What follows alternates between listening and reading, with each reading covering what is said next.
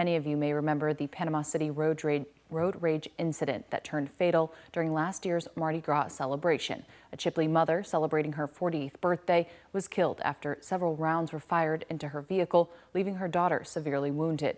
Day one of trial began this morning for suspects Jubal Simmons and IveyBella Encino. Simmons faces several charges, including second-degree murder, 3 counts of attempted murder, 2 counts of shooting into an occupied vehicle, and more, while Encino faces charges including accessory after the fact to murder for her role as the driver and aggravated battery on a law enforcement officer related to crashing into a PCPD patrol car while allegedly fleeing, and more. News 13's Grace Velez joins us live from the Bay County Courthouse. Grace, where are they at in the proceedings? Shelby, you just mentioned some of those charges. It's really important to remember throughout the span of this trial that these 2 defendants face different charges and they stem from the same incident. That incident being the 11 rounds fired into a red SUV that killed Georgianne Gardner and severely wounded her daughter, Mary Lee Lewis. Now, I'm going to let you guys take a look at some of the video that was submitted into evidence today that was recorded by a bystander.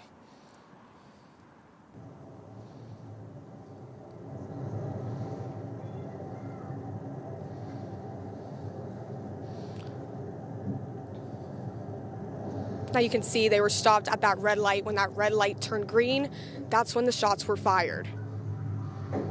And so this all originates from an interaction that took place at the red light, that intersection of 231 Harrison and US 98. And that is what we heard several different witness testimonies from today. They all broke down that same altercation that took place all while the light was red. And so the state prosecutor wanted to make sure that each of the witness testimonies corroborated each other, and then the defense attorneys were given the opportunity to try to poke holes in that story. That's what we saw today from the defense, and we heard opening statements from the state prosecutor and from the defense, and then we got right into the witnesses, and the first witness was Mary Lee Lewis herself, who was severely injured in that shooting and lost her mother, and she spoke with us. She said she actually suffered a stroke and is still recovering and gaining mobility back in her right arm, and she actually had to relearn how to talk. She also explained that she's still suffering from that. So we're going to go ahead and hear from Mary Lee Lewis, and then a couple of the other witnesses that were in the adjacent vehicles all stopped at the red light, and this is the testimony that they gave. I heard the shots start, and then that's when my mom got struck, and she said, "I've been shot, he shot me." So I looked up at her to try and see where she got shot, and that's when I got shot. He pulled a gun and pointed it at both of them and told them that he didn't care to go to prison. He would shoot them dead right there. Okay. And I pulled up on the side of the red truck, and I seen the guy on the passenger side holding the lady chest on the driver's side.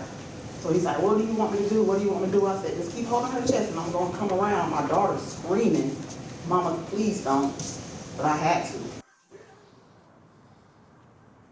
And that last witness, Monique Barnes, actually had a bullet lodged in the grill of her vehicle. So we heard about that. We also heard from several members of the Panama City Police Department who were involved in the chase, one of which whose car was totaled in the chase.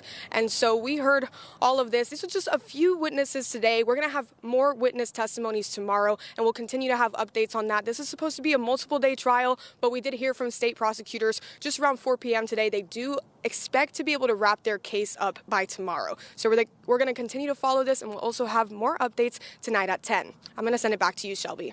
All right, thanks, Grace. That's Grace Velez reporting live from the Bay County Courthouse.